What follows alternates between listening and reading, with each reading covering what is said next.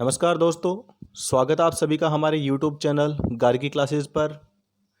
मैं प्रशांत कुमार शर्मा और आज हम डिस्कस करेंगे 11 जून 2020 के प्रमुख राष्ट्रीय और अंतर्राष्ट्रीय घटनाक्रमों पर आधारित हमारी आज के क्लास के टॉपिक्स, जिसके अंतर्गत हमारा सबसे पहला टॉपिक है ऑपरेशन डेजर्ट चेज। क्या है ये ऑपरेशन डेजर्ट चेज?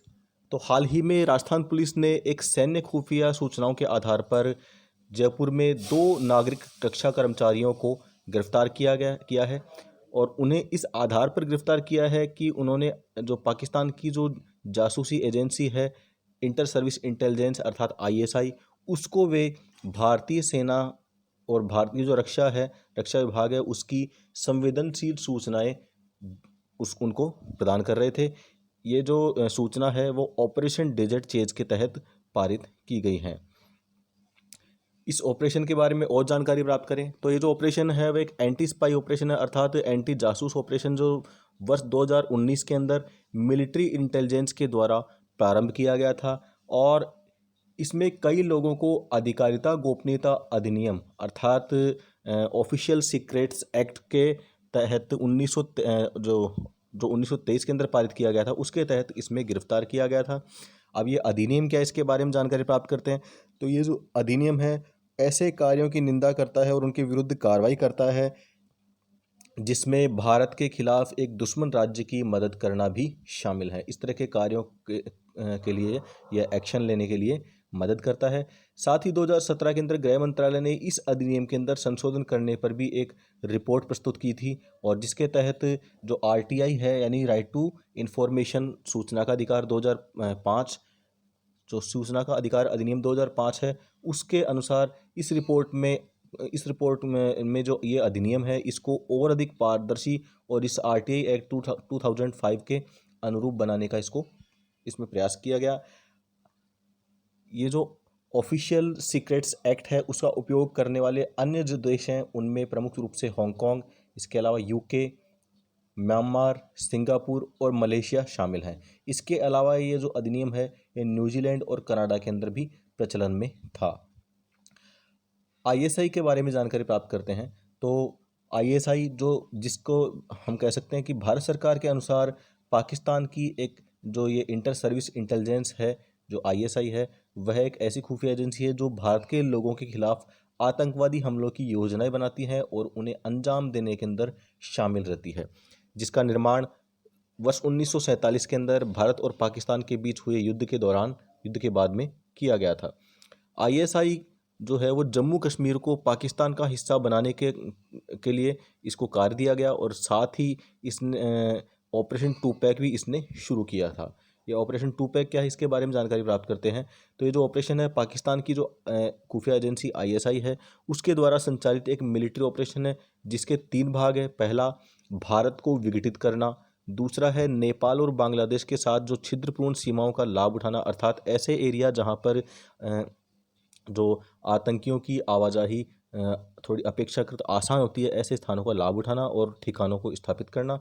साथ ही जासूसी नेटवर्क का उपयोग करना, अर्थात जो भारत के अंदर आईएसआई के बहुत से जो जासूस फैले हैं उस नेटवर्क का यूज करते हुए भारत के विरुद्ध उसका उपयोग करना। तो ये इसके एजेंडे में शामिल हैं। अब हम बात करते हैं प्रवासी श्रमिकों को आयुष्मान भारत योजना के तहत कवर किया जाएगा। भारत सरकार ने अपने प्रमुख कार्यक्रम प्रधानमंत्री जन आरोग्य योजना, जिसे आयुष्मान भारत योजना भी कहा जाता है, उसे प्रवासी श्रमिकों के लिए विस्तारित किया है। और इससे पहले भारत सरकार ने घोषणा की थी कि आयुष्मान भारत लाभार्थियों को मुफ्त में कोविड-19 परीक्षण की सुविधाएं प्राप्त होंगी। अब यह निर्णय क्यों लिया गया है, इसके बारे में बात करते हैं कि ये जो निर्णय उन प्रवासी श्रमिकों की मदद करने के लिए लिया गया है जो कि लॉकडाउन के कारण अपनी नौकरी और आजीविका खो चुके हैं, अर्थात जो अपने जो संबंधित राज्य हैं जहां पर वे कार्य कर रहे थे, अपना जो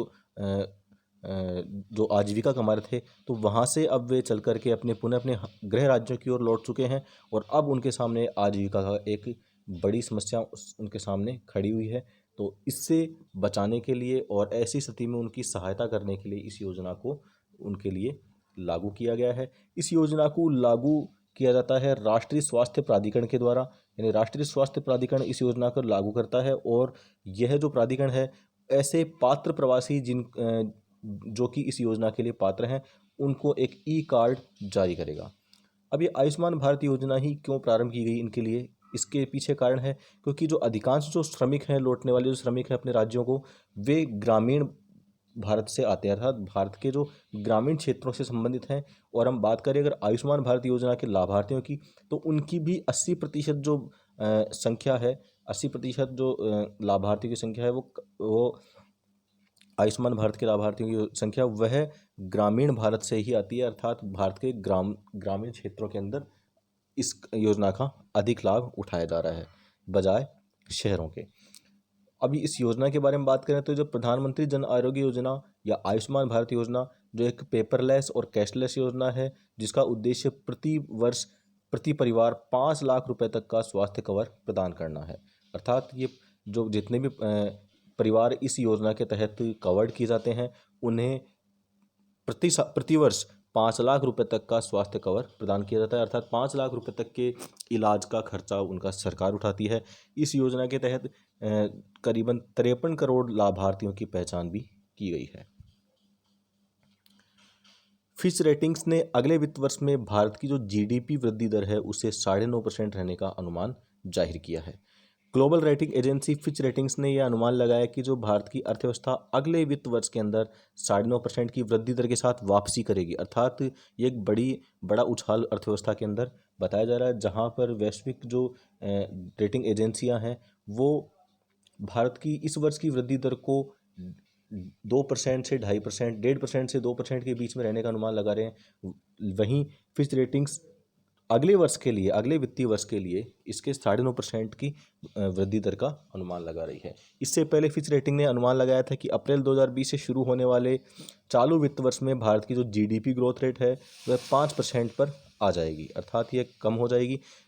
यह भी उजागर हुआ है कि 9.5% की वृद्धि तभी संभव है जबकि जो वित्तीय क्षेत्र के अंदर जो स्वास्थ्य गिरावट है वह और अधिक नहीं हो, इसको रोका जा सके, इस पर कंट्रोल किया जा सके, वित्तीय स्वास्थ्य को और अधिक मजबूत बनाया जा सके।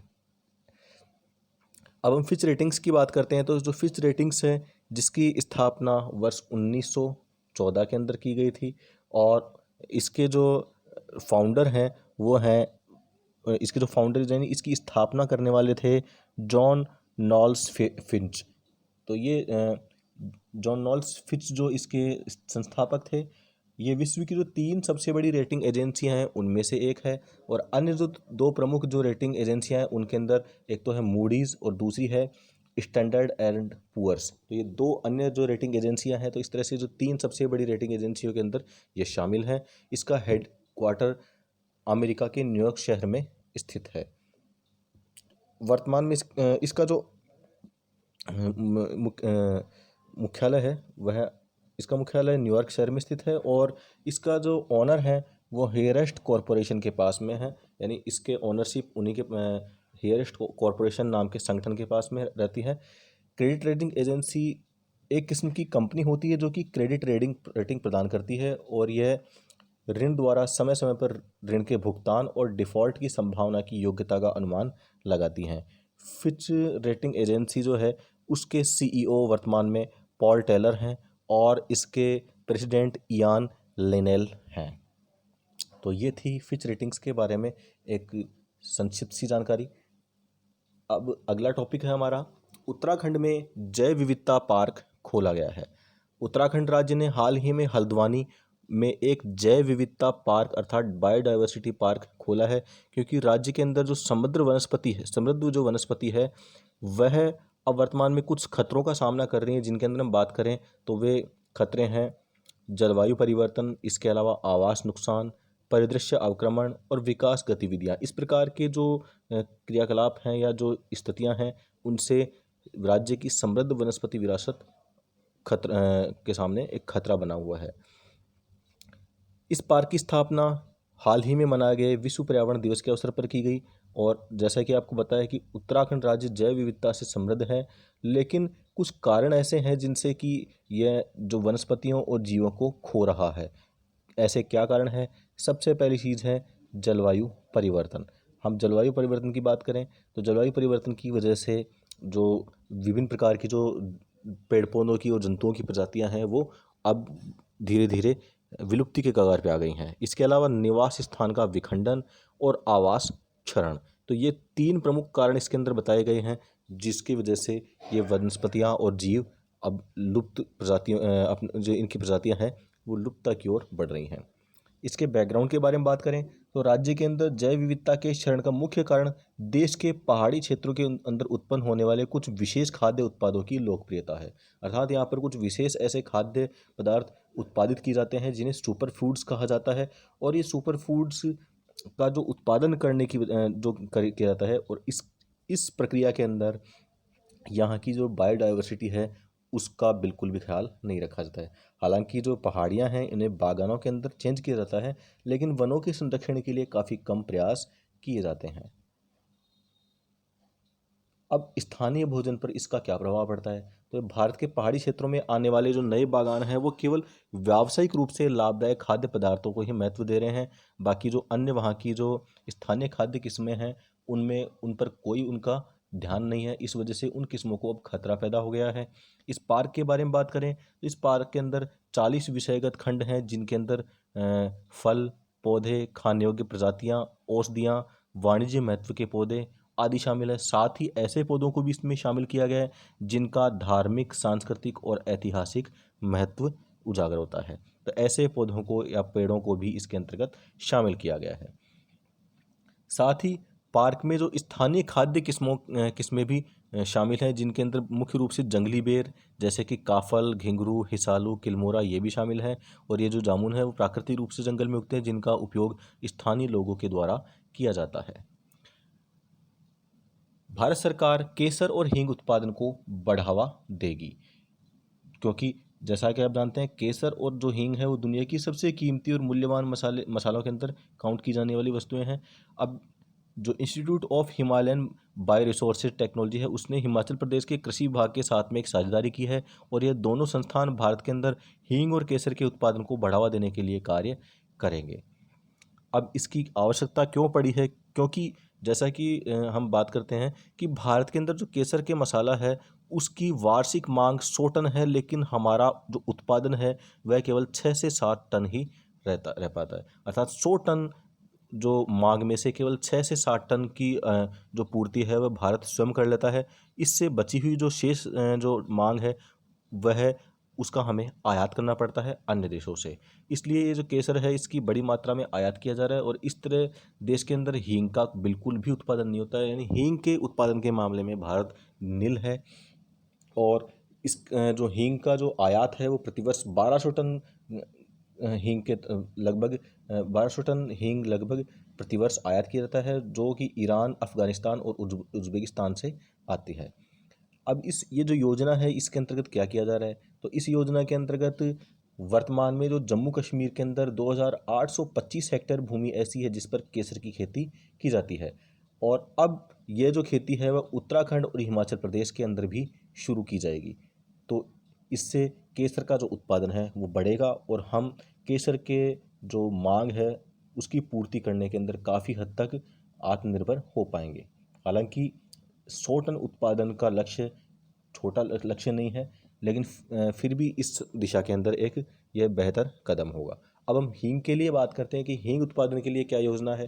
तो जैसा कि हींग के बारे में बात करें तो ये एक 12 मासी पौधा है, अर्थात ये वर्ष भर अपना जो उत्पादन देता रहता है।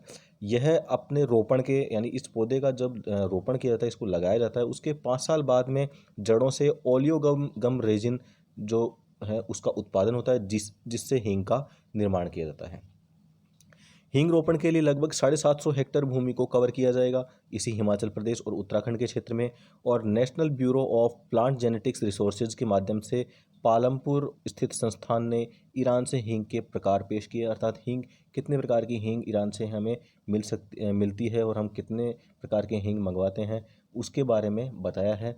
अब ये संस्थान है भारतीय परिस्थितियों के अनुसार उत्पादन के प्रोटोकॉल को मानकीकृत भी कर रहा है, क्योंकि इससे तात्पर्य है कि जो विभिन्न प्रकार की जो विभिन्न किस्मों की जो हींग है उनमें से कौन सी ऐसी किस्म होगी, कौन सी ऐसे जो टाइप का हींग होगा जो कि इन भारतीय क्षेत्रों के अंदर उत्पादन जिसका बेहतर उत्पादन हो सके और जिसका अधिक से अधिक कम से कम लागत के अंदर अधिक से अधिक हम उत्पादन ले सकें, जो यहाँ की पर्यावरणीय परिस्थितियाँ हैं, यहाँ के जो वातावरण है उसके अनुकूल हो, तो उन्हें मानकीकृत भी किया गया है। यह साझेदारी हिमाचल प्रदेश को अत्यधिक लाभ प्रदान करेगी और यह साझेदारी कृषि आय और ग्रामीण विकास एवं आजीविका संवर्धन को बढ़ावा देगी और यह कार्य नवाचारों, कौशल विकास, क्षमता निर्माण के हस्तांतरण के माध्यम से किया जाएगा। किसान उत्पादक संगठन। भारत सरकार अगले 3 वर्षों के अंदर 3,500 किसान उत्पादक संगठनों यानी फार्मर प्रोड्यूसर ऑर्गेनाइजेशंस FPOs का निर्माण करेगी, जिससे कि किसानों को उनकी उपज का उचित पारिश्रमिक मूल्य मिल सके।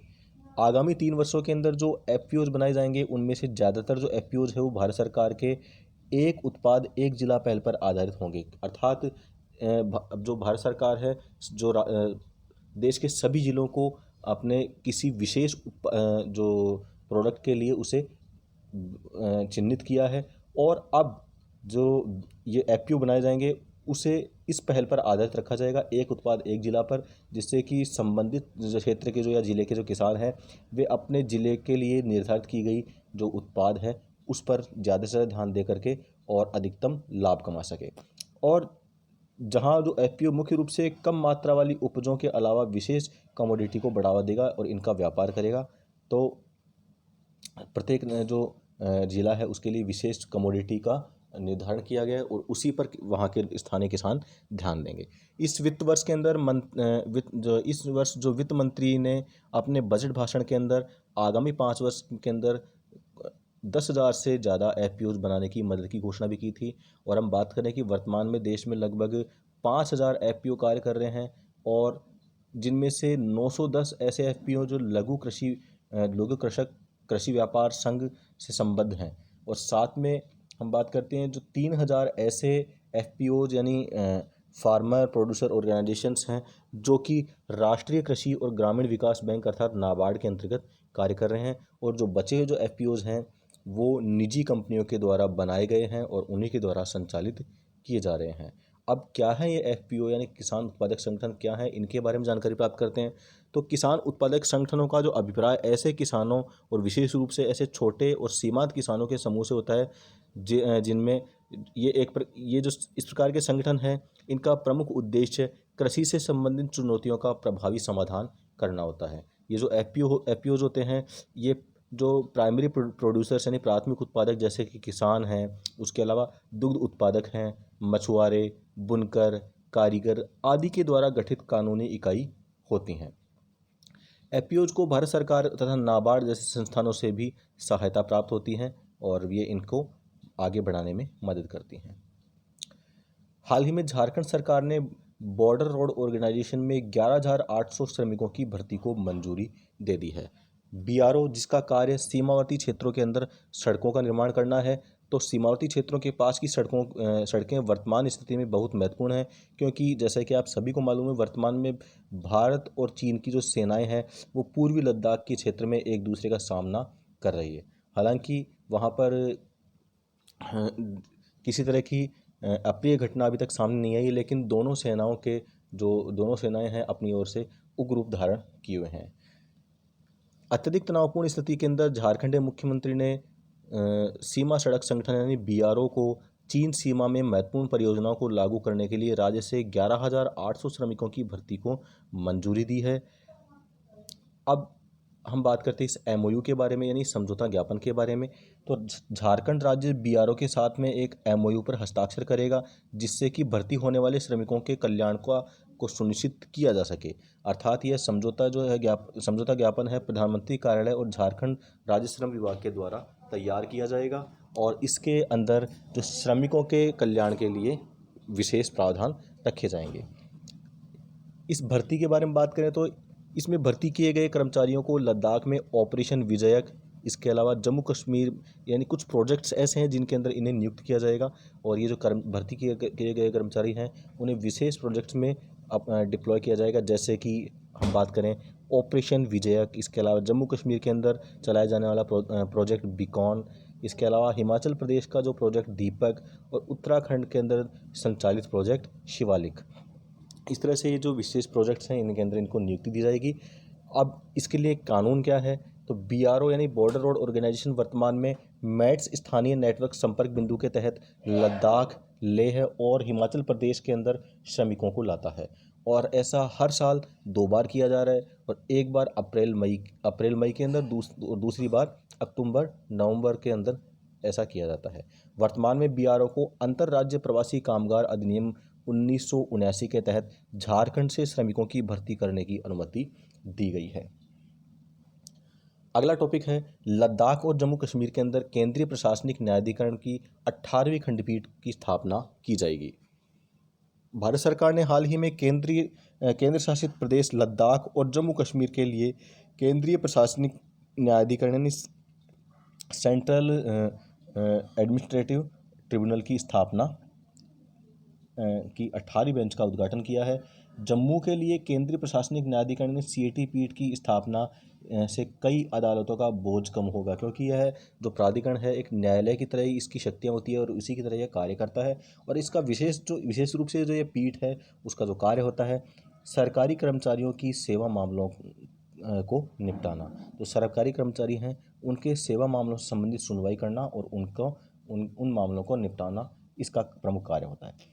यह ध्यान दिया जाना चाहिए कि इससे पहले प्रशासनिक न्यायाधिकरण अधिनियम 1985 के तहत भारत सरकार ने श्रीनगर और जम्मू को उन स्थानों के रूप में निर्दिष्ट किया था जहां पर केंद्रीय प्रशासनिक न्यायाधिकरण बेंच जम्मू कश्मीर और लद्दाख के लिए बैठेंगी। इस प्रकार से इसे परिभाषित किया गया है हाल ही के अंदर।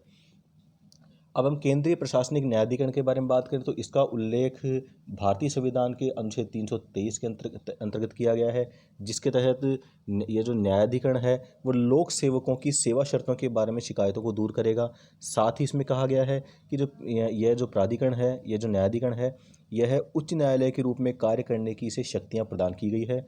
और इस ट्रिब्यूनल जो यह प्रशासनिक ट्रिब्यूनल अधिनियम 1985 की धारा 17 के तहत इसका गठन किया जाता है। और इस ट्रिब्यूनल के कर्मचारियों और अधिकारियों के जो वेतन भत्ते हैं वो केंद्र सरकार के द्वारा निर्दिष्ट किए जाते हैं।